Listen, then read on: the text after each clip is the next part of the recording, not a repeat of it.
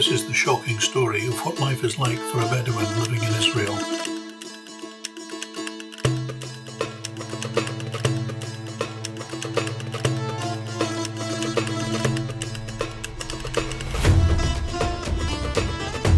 I first went to Al Sira in November of 2010 on a study tour with ICAD, the Israeli Committee Against House Demolitions, which is a very commendable Israeli human rights organisation. And we went to Al Sira and we heard Khalil tell us about the situation there. We made a contact with them. So in the January of 2012, I went back under my own steam and was happy to spend a whole week with Khalil and Sada, his wife, and their family. And we were very happy to get a return visit in 2024. And just by way of introduction, anybody who's been to the vigils recently, I mentioned there, what a lot of people don't realise is 1.5 million Palestinians are Israeli citizens. They live in what the United Nations recognises as being Israeli territory.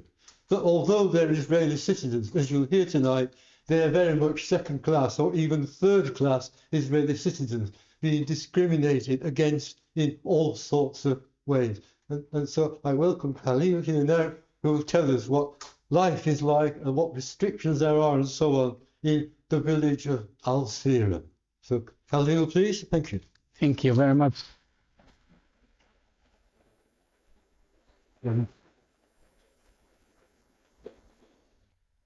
Thank you very much for the beautiful introduction. I'm really excited to be here with my wife and visiting Orkney and have this very warm hospitality and welcoming. Thank you very much, Brian and Jackie, for the hospitality really and the welcome. I will try tonight to draw some lines about the life in the unrecognized villages in general, about the Bedouin society, my community, my village. We try to have a small show of inside and see our life and our the challenges that we are facing in our daily life. I hope we will succeed to do that, and it will not be very exhausting. So let's start. Unfortunately, at this point, a technical glitch meant that we lost sound for a few minutes, but the text on the slides does explain what he was talking about in describing the geographical position of his village within Israel.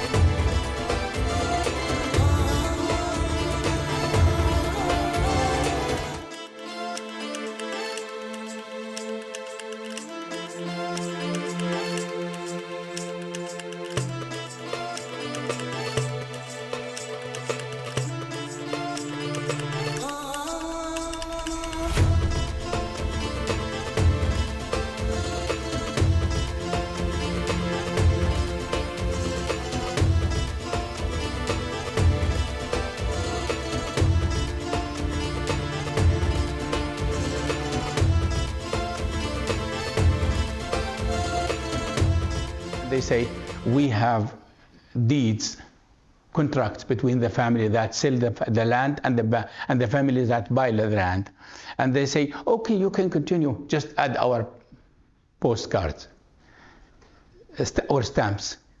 And my great-grandfather, Hajj Ibrahim, added the stamp. I have the original deed from 1921, 3 years after the British mandate started.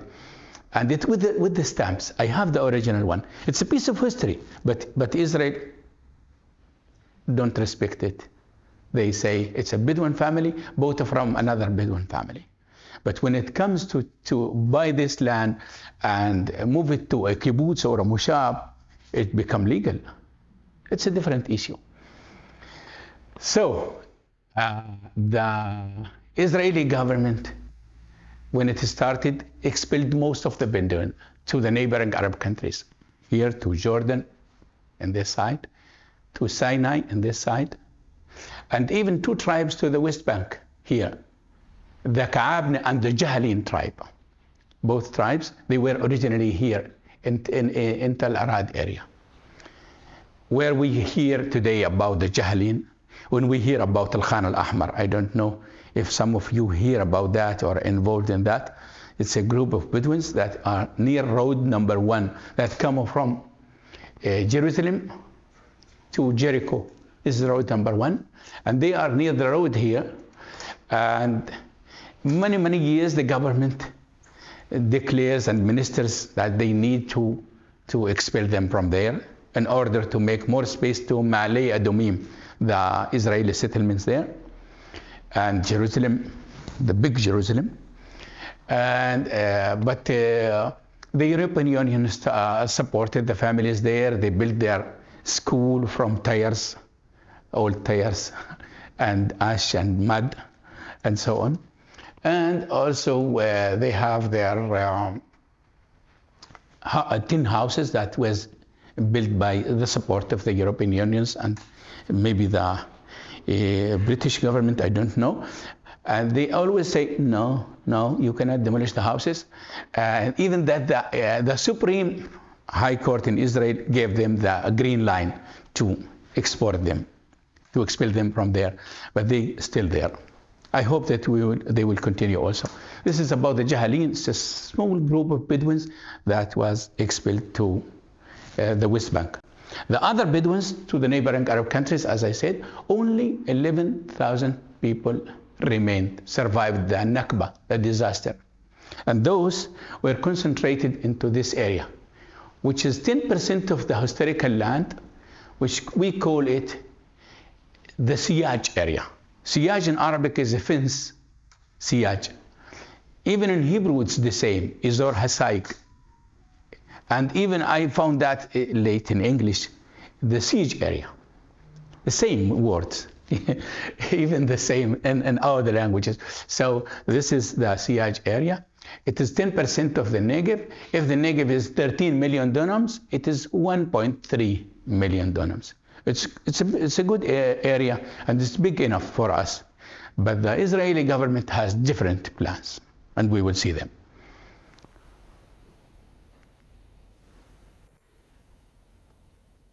No? Okay. Just because I was too happy for that, it's not working. So here is a document that was released by Churchill when he met the Bedouin tribes in 1921.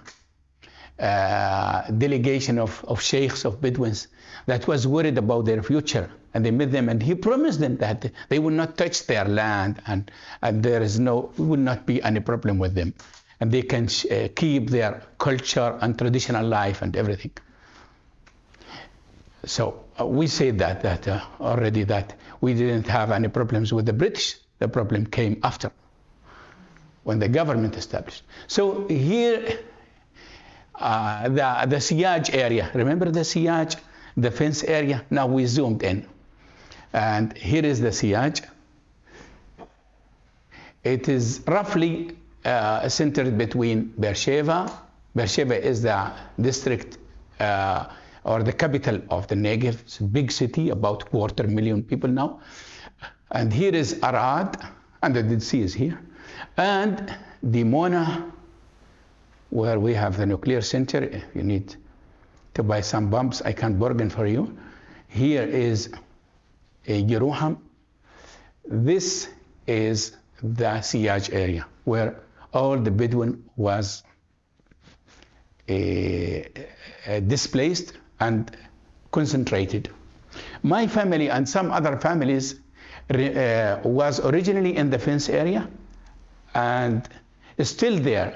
But many other families came from Gaza, from the western Nakab here, that was cleaned out from Bedouins, and the northern Nakab and the southern Nakab, and concentrated here. The people who wasn't expelled was concentrated, was internally displaced. IDPs, we have many IDPs, internally displaced. If you wonder where is Asira, here is Asira, near Kseifa. Between Road 31, which is high road today, highway, and the Nevatim airport. It became very famous in the last few days because of the Iranian bombs. They wanted to attack this one because they discovered that it was the base that Israel attacked them from there when they killed their people in Syria, the Iranian. So it was targeted, and we are here. You can imagine we are in the middle of everything. So we see the rockets and the missiles coming over our heads everywhere, and we have no any protection because we are in open space. Israel declared all these villages an open space. Anyway, Israel started what they call the urbanization of the Bedouin community from the 1960s, late 60s, 69, 70. They started by building this settlement, which is called Tel Sheva, Tel Saba, near Beersheba, very close to Beersheba. Later in the 70s, they built Rahat. Rahat today is a very big city. It's the largest Arab city in Israel today. It's 80,000 people. They passed Nazareth. Nazareth was the largest one. But Nazareth is still have its way and very, very important. Culturally and socially, very, very important city. But Rahat, in the mean of people and population, is the largest today, about 80,000 people. And then everything is quiet, nothing is moving. 10 years passing, and the government have in the 80s have the peace process and the peace agreement with Egypt, and they're starting building the airport here in the heart of the Siyaj area. You remember the Siyaj, the area that was located for Bedouin or designated for Bedouin families. They decided to build it here. They said, we are withdrawing from Sinai and we need to build an airport here. And they built it. They confiscated 80,000 dunams. Again, you can divide them by 4 and have them in acres. A huge area. And moved the population to Kseifa and Arara here. And at the same time, they built a new settlement here called Segeb Shalom, Segeb Salam. They have the obsessive tend to Hebraize everything. So some people always tell me that hey, Segeb Shalom looks like a Hebrew name. Yes, it is. And here they try to call this Aroer. They say this is in the Bible, have to be Aroer. And the Bedouin said, no, it's Arara. We like the name. Don't change it. And they resisted, and it became stubborn people. And again, we have quite nothing new. Everything is frozen. At the 80s, at the 90s, they started recognizing and building Hora and Lakia, 2 Bedouins. So together we have 7 Bedouin towns, and the government is starting aggressive way of a process to move the Bedouin to these towns. They say that this is your future. This is the life. This is life. You need to move to this. The Bedouin didn't agree. Didn't like the cities. They don't want to be in cities, so they remained in their places. What the government should do? They started demolishing their houses. Up to date, we have about 2,500 demolitions a year. And we can count among that houses, animal pens, everything. A piece of concrete that family prepared to do something, they come and even dig it inside and remove it. In order to, they say that the Bedouin are trespassers and invaders, and if they continue, they can invade all the Negev. And we have to limit them. This is the way they treat Bedouins, the indigenous people of Palestine, Israel. So it continues. If you look carefully, you see beside the green spots here, it is the Bedouin towns, where you have a lot of spots like these, circles. These are the 35 unrecognized villages. You don't need to count them. I will do them for you. 35 unrecognized villages. Originally, they were 45.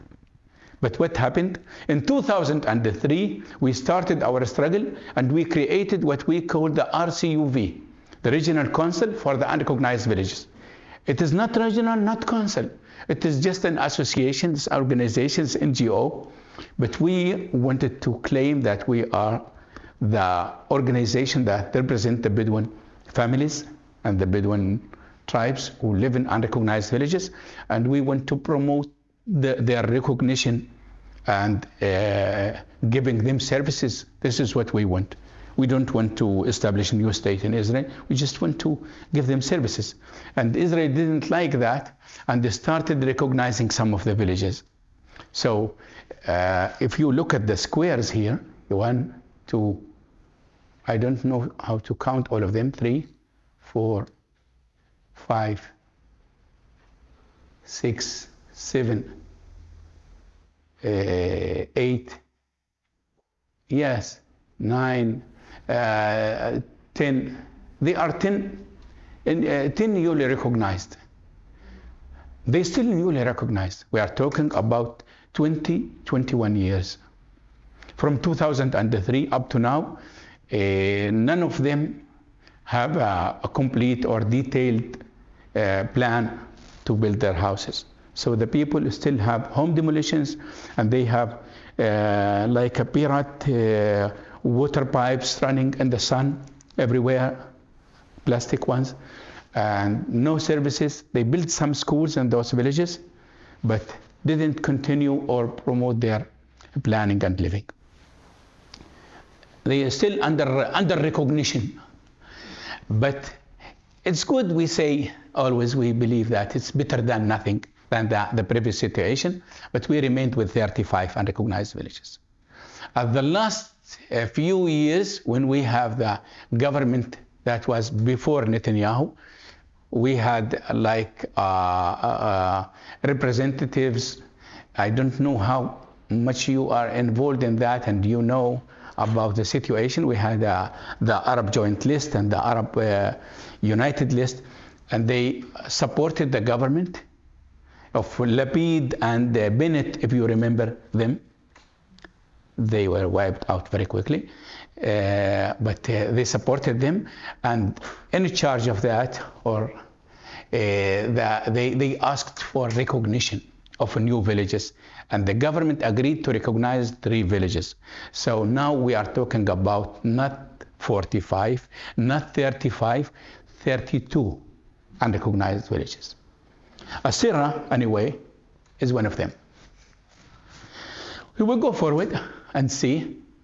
This is the Pravre plan. I don't know if you heard about that. It was about 2013.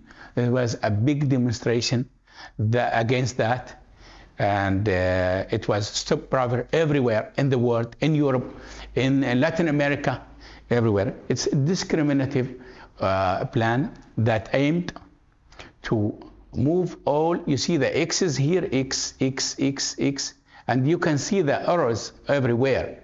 That means that those villages have to be destroyed and their population have to be moved to another place. The government started the legislation process and it passed the first reading. You know, in the Israeli parliament, Knesset, they need to pass 3 readings. It passed the first reading in very, very tight difference. It's about 42 against 44, something like that. But the European Union again said, this is not fair. You need to talk with those indigenous people and negotiate with them. You don't negotiate with them. And they called Israel to freeze it. The process of legislation have been frozen, but the home demolitions continued in the background. Here is the demolition of Al-Araqib, the most famous Bedouin village, about 35 to 40 houses, about 300 people. You can see here, they are uprooting olive trees. Olive trees. I don't know if you can see that clear here. The hay packs of their animals were burning, was really fired. Here you can see the women are very, very scared and waiting. And here are about 500 policemen that came and surrounded the village at 5 o'clock in the morning with a helicopter running in the air all the time, like they are invading an enemy state or something like that. Anyway, Al-Araqib was destroyed the first time in 2010. From that time up to now, it was destroyed more than 200 times. Every time the families there built their tents and they squeezed them and resized the place, and now you will see them. They live in the cemetery graveyard. This is the sheikh of the tribe. This is Sayyah Hattori, Sheikh Sayyah. You can see them here. His tent is in front of the graves. And he said one thing that I will never forget. He said, this is the only place in the world that the dead people protecting the alive ones. And he's right. He's illiterate. He can't read or write. Very simple man with his traditional dresses and long span. And he is very, very famous. He was charged like 60 times and files against them, and he been taken to the court every time. This is his land, and the family's land of Al-Araqib land was taken and forested by the JNF. And you can see is here, I don't know if you can read that, but this is the ambassador's forest. The Swiss ambassador was very anxious and he rejected that and said, we are not part of that. We don't want to be part of that.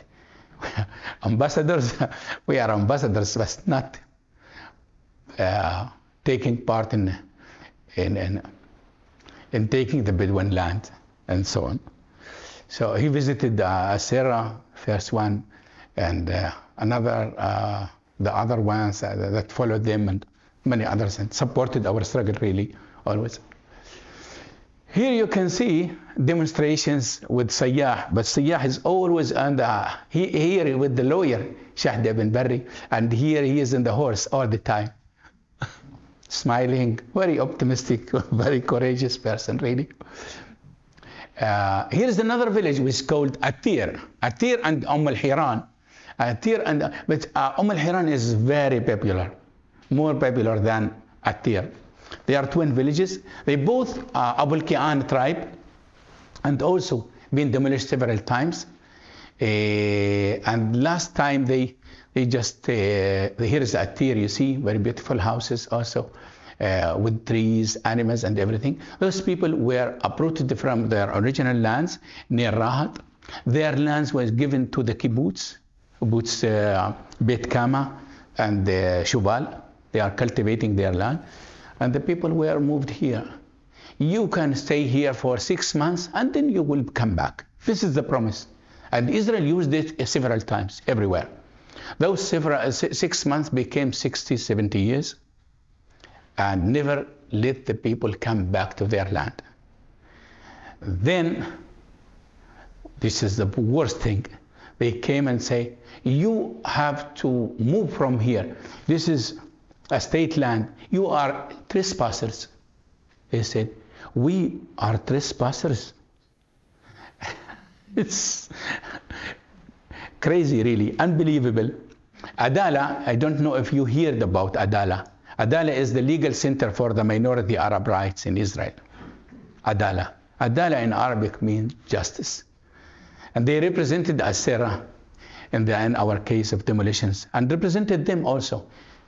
And they could prove that they are not invaders and not trespassers. They were moved by the government. The government, the court said yes, and they were convinced that they are not trespassers. They said, okay, we moved you, you have the right, you have the permit, but you didn't pay for it. So the government have the right to let you out. And finally, after a few years of struggle and killing my colleague there, Yaqub Abul-Ki'an, he is a teacher like me, and destroying his house and other houses, and accusing them that he is a terrorist, just because he didn't want to see his house demolished. He went out, left the village. And the way they start shooting his car, and he was injured, and the car continued deteriorating. Then he hit one of the policemen and killed them. Yaqub left in the car, bleeding. After a few hours, they opened the door, and he was there, died. They took his body for 3 days after a long demonstration that closed the road number 1 from Tel Aviv to Jerusalem. It's a long road, not only from Jerusalem to Jericho, it's also from Tel Aviv to Jerusalem. Cars that drive very slowly in a long parade like this, and they blocked the road. The police came and gave the people fines, but the High Court was forced to give them give us the body, and the police asked to bury them in the night with 40 people. But he was buried during the day, and about 20,000 people came to pay them respect. This is the story of Yaqub from Al-Hiran. So, here is Al-Hiran, you can see it, and here is Atir, and you see the plans here. Is a new plan that a new settlement are planned on the head of the people there. Here is the detailed plan of Al-Hiran. You can see as a new settlement that will be built there. It's designated for Jewish Haredim, Orthodox Jews, and it will be called solely Hiran. Hiran, not Al-Hiran, Hiran. If there are Arabic speakers among you, they understand that is mother. So Al-Hiran is the mother of the baby camels. We are the Bedouin always exaggerating when we see something. So they saw many baby camels in one place, and they say, oh, this is the Al-Hiran, is the mom of the baby camels. So now they are going to destroy this place. and build a new settlement called Haran. So I say always they will kill their mom by all meaning. You know, there is no which is mom. It will be solely Haran. The Bedouin of al-Haran asked the government, they say, we have a compromise. We want to stay here and be like part or neighborhood of the new settlement. They say, no, you have to leave first. So we will continue with the only democracy in the Middle East. Here you can see and understand more. This is al-Haran, you see, a beautiful, really village. All of them are busy and working and growing animals and making a tasty and good olive oil, everything. They don't need anything. They just need someone to leave them, stay there and live their life. And here is the detailed plan, and you see there the JNF bulldozers raising the land there and flattening everywhere and preparing that. So JNF is not really a charity organization. It is part of the process of Judaizing the space, taking the land from Bedouins, from those criminals, and give it to the poor Jewish community. This is the whole ideology, which really we all hate that.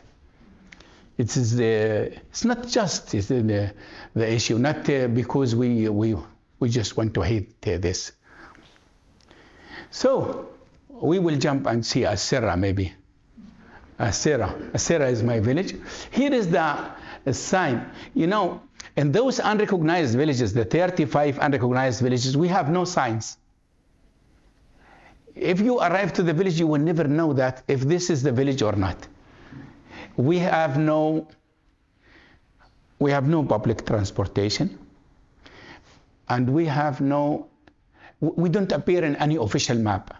So if you arrive, you never know if you arrive to the village or to another village. But we wanted to break all that. So the first thing, we put the sign, as you can see, the sign, Asera. You put the sign. And here we put a new sign that you'll never know, you'll never meet in any place in the world. You can see deers ahead, camels ahead, kangaroos ahead, but demolitions ahead. You have to admit this is new. So we have this in the entrance of the village. This is our idea, and we like it very much. Here it's in 3 languages. You know, in Arabic and Hebrew, we have dots above the letters and under the letters. But in English, we don't have this. You have the vowel letters that make the voice. So the guy who wrote Al-Sra, he translated it literally from English. It seems that he wasn't attending English lessons. But we doctored that in the Photoshop and added the I. So, and here is something in Hebrew which says, established in the Ottoman period. For those who deny our rights and history. So it's established in the Nusad Betkufa Ottomanate, if you want to say that in Hebrew. Okay, more. So this is the deed of my great-grandfather, Hajj Ibrahim, when he bought the piece of the land here. And here are the British stamps that we have. And here is the signature of the sheikhs. Only 2 of them, they have their stamps. And many of them were illiterate, so they signed with their thumbs. They were good people. This is the formula. You need to have 5 of those sheikhs who agree and confirm that you bought this piece of land from XYZ. And we did, but Israel never recognized that. Here's our previous house, is Volvo. Now we have another things, and here is me. Oh, sorry. me. So everything is complicated. And here is Mustafa baking bread, and here is our troublemaker Muhammad. He now growed, and he is helping us in many things, and even sometimes guiding tours. He is now 16. So what's non-recognized villages mean? As you can see, it is to exist and not to exist. Nobody knows that you are existing. Living under the threat of home demolitions always. No address. So people always ask me, what is your address? And yesterday in Aberdeen, they wanted to take my address. I have no address. So sometimes in Israel, Israelis ask me, well, your address? And I say, P.O. Box 735, Beersheba. And she said, your address? I said, this is my address. And she says, how is it the life in the books? In the P.O. books. They are teasing me, but it's okay. They don't believe that we don't have addresses. Most of the people are ignorant, really. They don't understand the life of the Bedouin, even that they sometimes live 2 kilometers, 3 kilometers from the nearest Bedouin village. No right to vote for the local council, local elections. We only participate in the general elections, because we don't have local councils. We have local committees that I am part of them. I'm a member of that. We are volunteering, I think more. No public transportation. We're paying all the taxes, and we got very minimal things. Infant mortality is very, very high compared to the Jewish families. Very few kindergartens. We built our daycare by ourselves, but there is no running water in most of the villages. People have to carry their water. No connection to the electricity, so many families have their solar panels. No daycares, no right to ownership in the land. Endless list of no, but we have one yes, which is the bulldozer. It's always exist. Many families, you can see this, one of the families, the kids came from school and they couldn't find their toys, their books, nothing. And here, I think, is the last demolitions in the villages.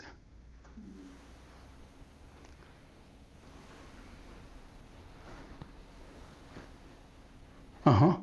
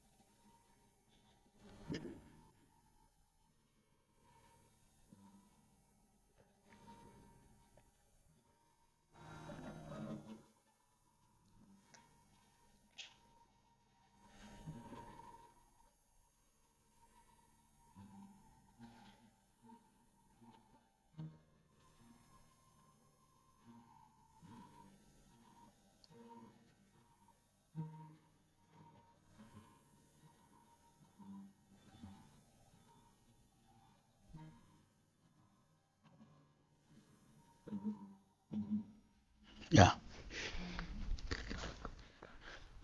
So it's the last one, the last demolition. It's last 2 weeks ago when it was followed by a big demonstration in Shoki Junction, where is the family live.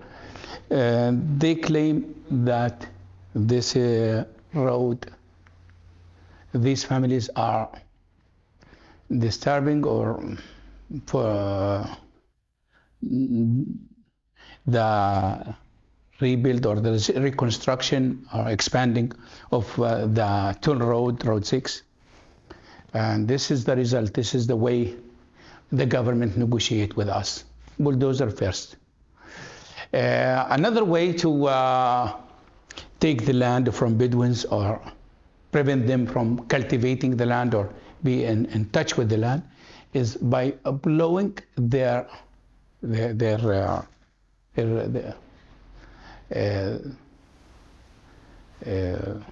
things that they plant and growings like barley and wheat. What can we do in the desert? It's nothing, very, very minimum things. And it, after it grows, they come with the bulldozers, with the tractor, big tractor, giant ones, and they blow the land. The other thing is, another way, is to put fences around the land and say this is a natural reserve or this is a military area. This is one good way to take land. Another way is to prevent people from access to water. Access to water is very limited in the villages. If you look at these pipes, which is tiny ones like this family is privileged. They have like 25 millimeter pipe, but there are many others, they have only 20. And this is shared by 20 families, 15 families. It's not for individual family. So it's very, very small, and the water is very slow. So many families have their container on the roof, and they fill it in the night when nobody uses the water, so they can use it during the day. Other way is, it's not a good picture, but if you look carefully, you will see that the Bedouin villages are here, and the highways, with the concrete fences around, prevent the people from access to the main road. So if you have anybody who need to see the doctor or need to be in the hospital or something, emergency cases, they need to go round and round and round and round to access the main road. So this is one of the issues also that we are facing. And home demolitions. Of course, home demolition. How can we manage without that? Here, a group of them posting the demolition orders in front of my house. It happened in 2006. It was a warning, actually. If you look at the warning, it is up to date in the door of my house. And People always ask me, why don't you remove that? Because you have already canceled all the demolition orders. And I always say that this is a souvenir and a present from the only democracy in the Middle East. How can I remove it? So it's still on my door up to date. If you visit my house, and my wife always say, why shouldn't we replace this old metal door? I say we have a valuable souvenir on it, so we keep it. So they came and put the demolition, the warnings, and they didn't indicate anything. There was no name. It is written there, the house owner. They have like a checklist. They didn't check any. And they just signed. And in the top, they wrote a number. I'm 67. And my brother is 68, 69, 70, 71. We have many of these. Even more than the houses in the village. Why? For the animal pens, for the generator houses, for the mosque, everything. Just in case they need something, they have already. They just add a number in the top. And I was very anxious, very angry, and said, are you Nazi? You put numbers on the people? They don't have names? They said, you are bad. You are anti-Semitic. How can you say that? Wait a minute. A week after, they came with the real thing, the demolition orders. They replaced the notices with demolition orders. As you can see them moving from one house to another. But we handed all these to Adala Center, and they represented us in the court 4 years, from 2006 till 2010.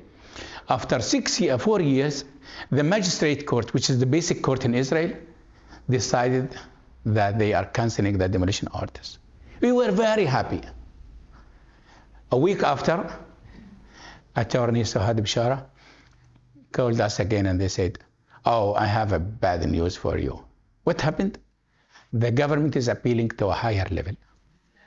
So this decision may be changed. I said, and what do you think? She said, we will continue with you up to the High Court. I said, okay, thank you. 4 years after, 2010, now 2014, the district court, which is the middle court, decided again that these demolition orders have to be revoked, dismissed. And I was happy again, but afraid. I was suspicious because I thought that they may go and appeal again to the highest level, which is the Supreme High Court. And I was counting down 20, 45, 44, 43, 42. And she said, why are you counting? Stop counting. This is the High Court. It's not a game. They will not go to the High Court. 45 days passed, I don't know how, but one day she called me. Suhad is not working on Sundays. She called me in the morning and she was laughing. And she is a very serious woman, never laugh. And she said, aren't you partying? I say, why should I party? Who died? She said, stop being cynic. And in your cynic way always. The demolition orders died. I said, how can they die? I have them in my hand.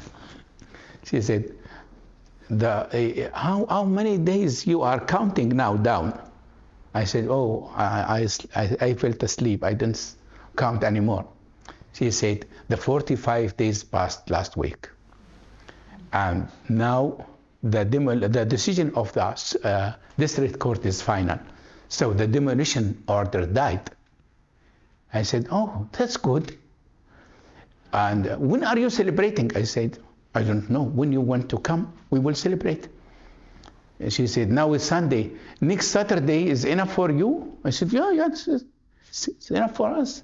So the 8 lawyers of Adala came, and the 8 board member of the organization came, and my Jewish friends came, and the families of Asera came, and we had a big feast in the porch of my house in Asera. So this was a very, very exciting event. So what we do, as you can see, we are demonstrating all the time here in Beersheba, but we also go sometimes to Jerusalem like this. Jerusalem to in front of the Knesset and the Parliament. Muhammad growed up and now he's helping us, as you can see. It was in the proper time, as you can see. The shirt is very big for them, and he says, "Stop, brother, and I am invisible because you refuse to see me." This was the slogan. This was the word that we use. And we camped in the front of the Knesset, of the Parliament, as you can see, like 2 weeks without shower, but it was good also. And we spoke to politicians. This is and media. And this is my friend Ibrahim, also talked to politicians. And we met with people. This is Walter Hafner, the previous Swiss ambassador, is very, very good supporter of us. He moved, unfortunately, to another place. And you see what is the gift that we gave them, Asera. And this is the previous special rapporteur for indigenous people in the UN. He is indigenous himself, Professor James Anaya. He is the dean of the law faculty in Colorado. Very, very educated person. I met him in Geneva. And he couldn't visit us because Israel always says we don't have indigenous people here.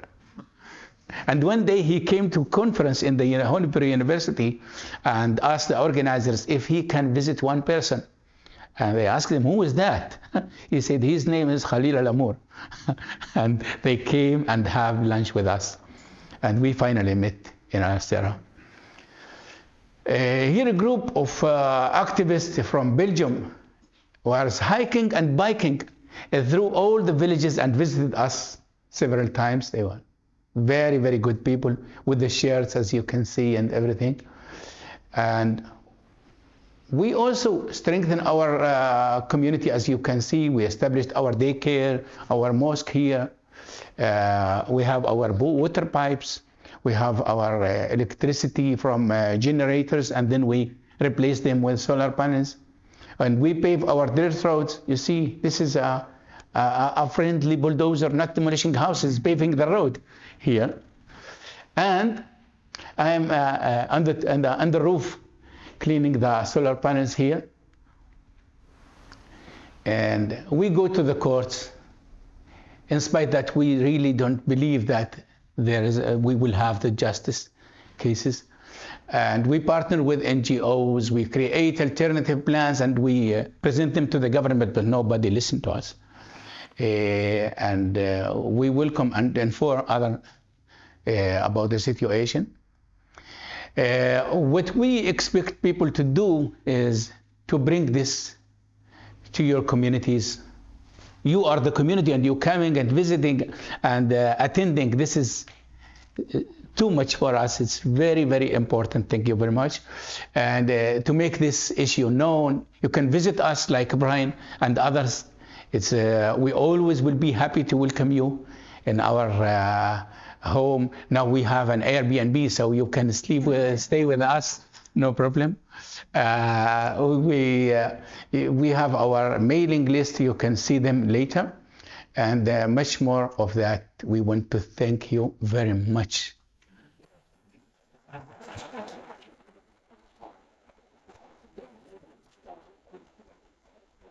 Thank you very much, for your help and support here.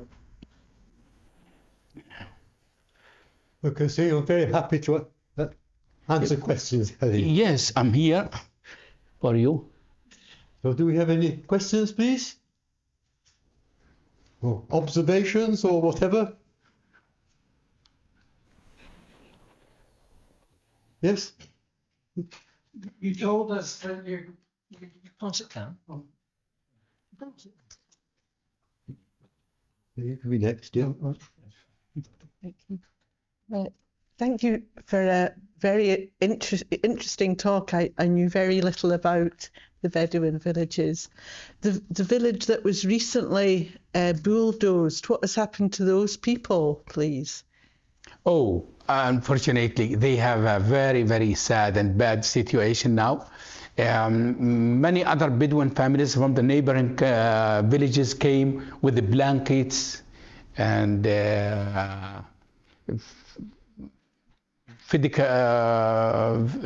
food and other supplements to rescue them and help them. Most of the women and children went to their families, and the men stayed in the field there to keep some of their properties that they could save. And we still didn't know. I left earlier and really don't exactly know what happened with them. But I'm sure that the community will stay with them and help them to at least find something that they can shelter in, like tents and others. It's very, very sad, really.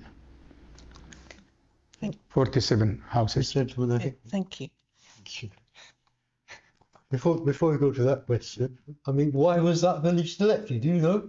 What did they do to deserve that? Why did that village get picked out from all the others for demolition? This village, the government claims that it blocked their way to expand the toll road, which is Road 6. Okay. Those families, they have a negotiation with the government, and they offered them a neighborhood in the neighboring town, the one of the under construction. You remember them, the 10 that they newly recognized. But this neighborhood, there was a conflict between them and other tribe, and they said, please don't let us go to this village. We went to this neighborhood. We went to other neighborhood, and they said, no, only this one. If not, we will demolish your houses. And they did. Okay. They demolished their house. Okay. It's a bit like it. Sorry, you go. Yes, please. Yeah. You told us that you traveled to Jerusalem to demonstrate. So you can travel freely, can you? Yes, almost freely. In Israel, we can go everywhere because we are Israeli citizens and have the Israeli ID and the Israeli passport. They sometimes bother us in many ways, like your ID everywhere. Even if I'm in Jerusalem, you find the armed policemen there, and they ask me for my ID. Even if I go to the Al-Aqsa Mosque, for example, or so on, which is really, I am as a Muslim entitled to go and everything, always like that. If we go to the West Bank, it's a different story. We need to stop in the checkpoint, and they ask questions. Why are you there? What you brought with you? And the things like this. We love making the shopping there because it's cheaper than in the supermarkets in Israel, and so on. And we find things that we can't find in the supermarkets. You know, traditionally things that we need. But usually, yes, we can move in Israel and can go everywhere. Yes. Thank you. But if you go into the West Bank, if you drive into the West Bank, you can have problems getting back into Israel. Into Israel? You can get to Hebron in the West Bank, yes, but getting back home could be a problem. Yes. No, when I get back home, if I'm alone or with my wife, they ask for our ID and ask few questions. But if I get the prevent, I take Brian with me to the West Bank. Which you did? Which we did. They stop. What is that? Who is that? Why are you together? Who invited them? What is he doing there?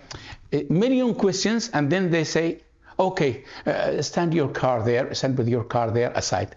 You can wait 5 minutes, 10 minutes, half an hour. They search the car, they bring all your things out. Because you are connected to foreigner, someone, it's like you are planning to destroy the country now. It's, everything is suspicious, deeply suspicious, and really anxious and eagering for me. It's nonsense. It's unbelievable if we do that. Even if I come with a Jewish friend, you know, it happens the same. They say, why is he here? What is he doing? Who is it? And the funniest thing is, 2 minutes before, in front of me, settlers who live in the West Bank, you know, they pass the border, the checkpoint. Nobody asked them. Hello? Oh, you are a settler. Okay, pass. They open this thing, and the barrier, and they can continue. But not Arabs or Bedouins, Palestinians, the same word. Yes, Mike, if you want to ask something, or no, not you. Oh, thank you very much. It's just on time. David? Daniel, you say that solidarity is very important and getting support. Do you have full support within the wider Arab community in Israel and in the West Bank? Because Bedouins are quite a small community grouping within that. Is solidarity strong within the rest of the wider Arab community within Israel and the West Bank? Thank you.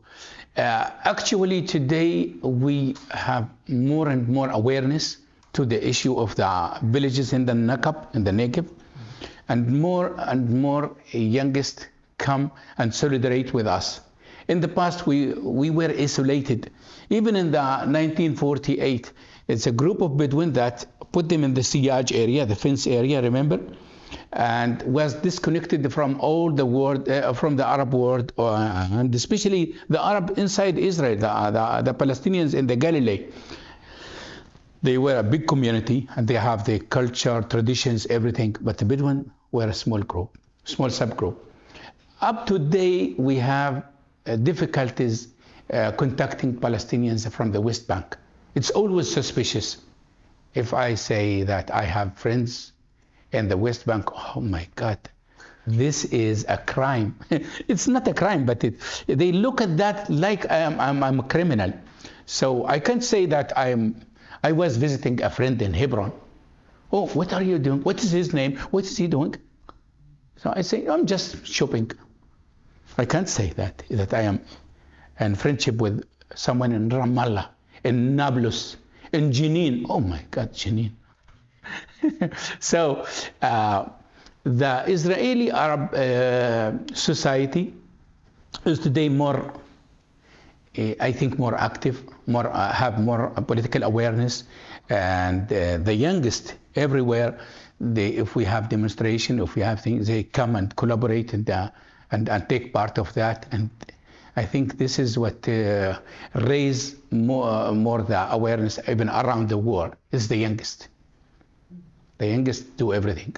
The big demonstration that we did against the private plan in 2013, it was mostly by the youngest, the teenagers and around that. Thank you. Thank you. Thank you. And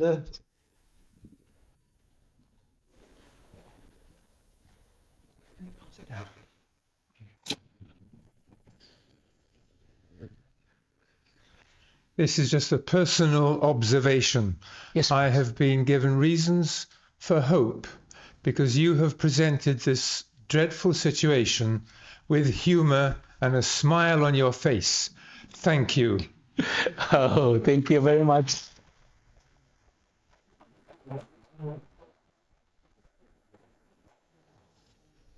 Yeah, thank you. That's encouraging. We need to do that. one more, sir. Yeah. Hi, and you said you are a teacher. If you could say something to students around the world, what would you tell them so that we can help? Oh, that's a big thing. I have two solutions. I can say I have retired, so I'm not anymore teacher. I have an early retirement 5 years ago, but I think the hope of our good future is in the hand of the new students and new people, new pupils that can carry the flag and continue. And I think the most and the biggest revolutions was made by the youngest and the students everywhere, the big demonstrations and so on. And I see the youngest today in my country, in my place, in my society, and see their contribution, their efforts, the flame of the fire that they have inside their hearts. Beside the love and hope, they give us the hope for better future. And I hope that this will spread everywhere, and we have all the students in the world that support our just and right struggle for recognition and peace and equality in this country. This is our hope. Well, maybe I can say, Khalil, you are retired as a teacher, but Khalil also has legal training. So he now spends more time on legal work defending the rights of people in his own village and in other Bedouin. Is that correct, Khalil? Yes, yes. Thanks to your support of Friends of Palestine. Our group did help to fund the cost of his legal training, 10, 12 years ago. Helped me a lot to fund my studies. I did that very late. It was really an obsession for me to do something to my community, to help them. And I'm doing that for pro bono, no charge for anybody who need a consultation. Beside all that, we have also a computer in my room and a printer, so all the community can use it.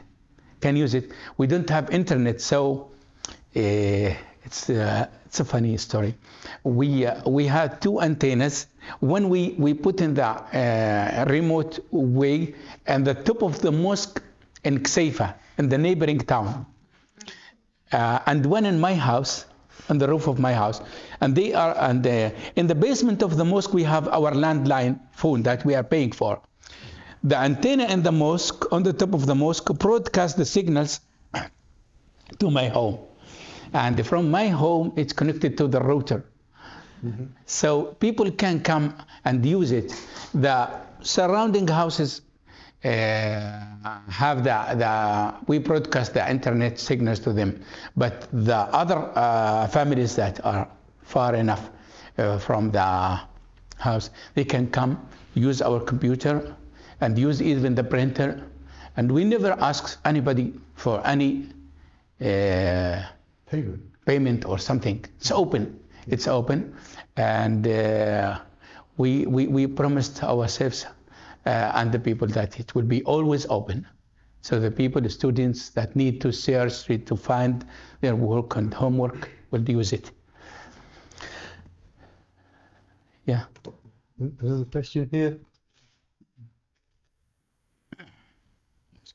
Can I ask you about the courts? You spoke about a favourable judgment from the court. You know, we live in a country and in the USA where the courts are under constant attack from the government. What's the relationship between the Israeli government and the courts like? Wow, it's a complicated issue. I think the courts in Israel is in a very sensitive situation. They need always the, how can I say that, the trust of the public and the people. They cannot be enough courageous, I think, to do such things. They need to be always in the consensus. Need to how can I say that? They're not courageous enough to say that the Bedouin have the right on their lands. They cannot do that. If they do that, they will be slaughtered. They will be killed. Literally. Nobody will accept that. You know, sometimes they say, in the Palestinian issues, you know, they say that these Palestinians that committed something, I know, had a bomb in such a place and injured 2 Israelis or killed 1 or killed 2, I don't know. They come to destroy his house. And let's say that the court says, no, it's not legal to destroy all the house because the family is there. You can destroy his room or block it. They will have a big argument about that. They will think that those are, some people today talk about the court described it in this way, that they are terror supporters. About the judge in the High Court, Arab supporters, Palestinian supporters, anti-Israeli, anti-Zionist, which is it's a big problem. So I think they are not free enough and courageous enough to do what they think and believe. They always in sensitive situation to be, you know, in the middle of doing things and stay in life, stay safe, in the safe side. So that's why we not really rely on the Israeli court and Israeli law system. That's why we need, in a democratic real state, you know, that's why I'm laughing always at the democratic state. It's not really democratic state. We don't have a constitution. So everything is flexible like a dough. You can put it like this, you can make a pita, you can make it a cake, whatever you like. So it's very flexible. So they don't have a tough background or back that they can rely on it and say, this is not legal, this is not human, this is not this. They cannot say. We need to be, you know, like we say that in Arabic, we go in the drops, between the drops, not to get wet, like this. This is what they are doing. I am a lawyer, I can't say all that, but I am doing that because I believe that this is the situation. And many Arabs don't believe in the legal system. That's why youngest want to demonstrate and demonstrate and demonstrate. And even not in the political side, because we are a small marginal minority. We have 10 members out of 120, which is nothing in Israel. Okay, well, I think maybe we could draw the questions to a close. Just a couple of announcements, please. There will be tea and coffee and cakes down at the bottom when we close the meeting, so please avail yourself of that. There won't be any charge for that, but I've got a couple of collecting boxes. We have a regular commitment to the Shafat refugee camp in East Jerusalem, who are also having a bad time now. We also support an organisation, a UK-based charity called Hope and Play, which provides support for children in Gaza and is doing so even as we speak, despite the situation in Gaza. They provide art and sport classes and so on, but also they provide therapy for severely traumatised Gazan children. There were plenty of those before last October. There are even more since then. So I'll put 2 collecting boxes down there. So if you like to put the odd pound or 2 in, that will be very gratefully received. And Nadia is here. Amnesty and Orkney Friends of Palestine, we work very closely together. There are some cards and things for sale for Amnesty on the table outside, so please have a look at those. And there are also some pamphlets about Friends of Palestine, what we do about the Shufat camp I mentioned a minute ago, about Hope and Play. So please do take one of those as well. but maybe we can express our appreciation.